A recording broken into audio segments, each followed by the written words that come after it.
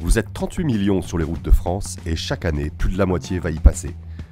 Le contrôle technique, véritable manne financière pour les franchiseurs qui fleurissent sur le marché depuis 1992. Une poule aux œufs d'or servie sur un plateau bleu, blanc, rouge. Quelle réalité se cache derrière cet essor économique sous couvert de sécurité routière et de protection environnementale? Plein phare sur une profession méconnue et mal aimée. 1866. Tout automobile ne peut être mise en circulation sans avoir été visité préalablement par le service des mines. 1921.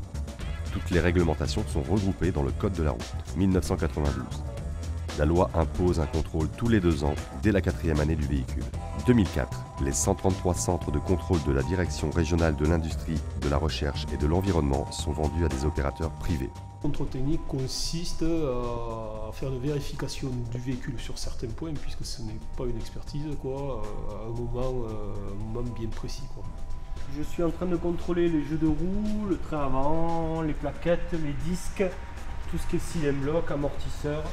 Contrôleur technique, un métier en pleine évolution. Ils sont 11 459 en France et engagent leur responsabilité à chaque contrôle. Votre sécurité est entre leurs mains.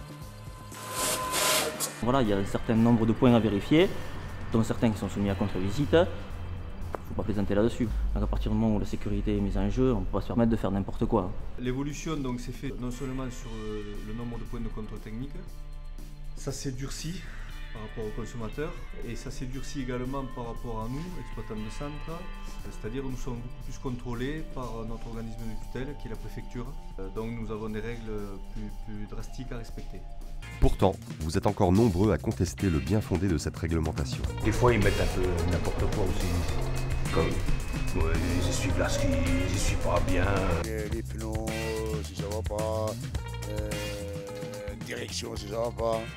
S'il y a une contre-visite, il y a le coût de la contre-visite et ainsi des réparations du véhicule. Donc ça représente un coût dans le budget familial. On a en règle générale une très mauvaise image.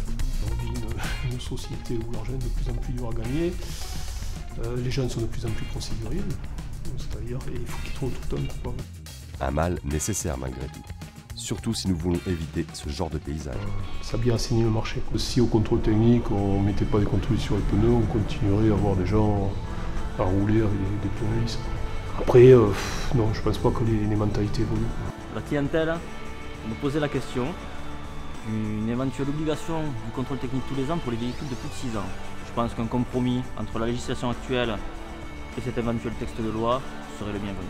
Alors, merci qui? Ça fait des sous pour l'État. Quelle est la part qui est ponctuée par l'État? Je pense 40%. Maintenant, l'État cherche l'argent de partout. C'est combien? 34 centimes. Voilà. À qui profite le crime?